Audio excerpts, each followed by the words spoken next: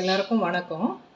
இன்றைக்கி நம்ம நாட்டு சுவையில் ராமேஸ்வரம் ஸ்டைலில் எப்படி மீன் குழம்பு பண்ணுவாங்களோ அப்படி பண்ணி காட்டுறேன். அதே டேஸ்ட்லேயே வரும். தேவையான இன்க்ரீடியன்ட்ஸ் பார்த்துடலாம். ஃபிஷ்ஷு 1/4 கிலோ எடுத்து வச்சுருக்கேன். ஒரு 5-6 சின்ன வெங்காயம் வெட்டி வச்சுக்கலாம். ஒரு பெரிய லெமன் சைஸ் புளி, ஒரு பெரிய தக்காளி, ஒரு 50 கிராம் தேங்காய், இதை அரைச்சி பேஸ்ட்டாக வச்சுக்கணும். தாளிக்கிறதுக்கு வெந்தயம், கருவேப்பிலை எடுத்து வச்சுருக்கேன். இப்போ எப்படி பண்ணுறதுன்னு காட்டுறேன். இப்போ அடுப்பில் கடாய் வச்சுருக்கேன். காஞ்ச உடனே ஒரு 2 ஸ்பூன் எண்ணெய் ஊற்றிக்கோங்க. இதில் 1/2 ஸ்பூன் வெந்தயம் போட்டுக்கலாம். மீன் குழம்புக்கு எப்போவுமே கடுகுக்கு பதிலாக வெந்தயம் போடுங்க, நல்லா டேஸ்ட்டாக இருக்கும். இப்போ வெங்காயம் போடுறேன்.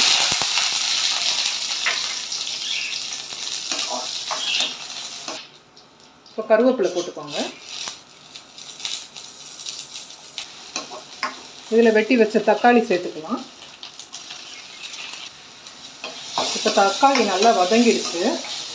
இப்போ ஊற வச்ச புளியை நான் கரைச்சி எடுத்து வச்சுருக்கேன், அதை ஊற்றிடுறேன். இதில் அரைச்சி வச்சுருந்த தேங்காய் பேஸ்ட்டையும் போட்டுடலாம். இப்போ இதில் மசாலா ஆட் பண்ண போகிறோம். இதுதான் என்னோட அந்த நாட்டு சுவை மசாலா. இதில் ஒரு 2 ஸ்பூன் போட போகிறேன், அவ்வளோதான். 1 ஸ்பூனு 2 ஸ்பூன், அவ்வளோதான். இதுதான் இந்த மீன் குழம்புக்கு தேவையான மசாலா. இது போட்டாலே நல்லா டேஸ்ட்டாக வந்துடும். இப்போ மீன் குழம்பு கொதிக்கட்டும். தேவையான அளவு உப்பு போட்டுக்கலாம். கொதித்ததுக்கப்புறம் மீன் போட்டால் போதும். இப்போ பாருங்கள், குழம்பு கொதிக்குது. இந்த டைமில் நம்ம மீன் போட்டுக்கலாம். இது ஒரு 3-4 பேர் நல்லா சாப்பிடலாம். மீன் போட்டாச்சு. திரும்ப கொதிக்கட்டும். கொதித்ததுக்கப்புறம் நம்ம மூடி போட்டு வச்சிடலாம், சிம் போட்டு வச்சிடலாம். இப்போ பாருங்கள், குழம்பு நல்லா கொதிக்குது. இவ்வளோ நேரம் நான் ஹையில் தான் வச்சுருந்தேன். இப்போது கொஞ்சம் நேரம் அடுப்பை குறைச்சி வச்சு தட்டு போட்டு மூடி வச்சிடலாம். கொஞ்சம் லைட்டாக ஓப்பனிங் இருக்கட்டும். ஒரு 10 நிமிஷம் இப்படி மூடி இருந்தால் போதும், குழம்பு ரெடி ஆகிடும். இப்போ 10 நிமிஷம் நல்லா சிம்மில் இருந்துடுச்சு. அப்பப்போ ஓப்பன் பண்ணி கலந்து விட்டுருக்கேன். இப்போ ஓப்பன் பண்ணி பார்க்கலாம். பாருங்கள், இந்த எண்ணெயெல்லாம் பிரிஞ்சு ரெடி ஆகிடுச்சு.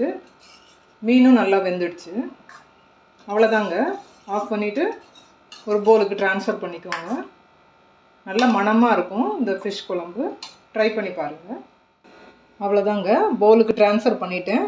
சூப்பரான நம்ம ராமேஸ்வரம் ஸ்டைல் ஃபிஷ் குழம்பு ரெடி ஆகிடுச்சு. நீங்களும் இந்த மசாலாவில் ட்ரை பண்ணி பார்க்கணுன்னு நினச்சிங்கன்னா கீழே உள்ள லிங்க்கில் என் நம்பர் இருக்கும். ஃபோன் பண்ணிங்கன்னா உங்களுக்கு கொரியர் அனுப்பிச்சி வைப்போங்க. Thanks for watching.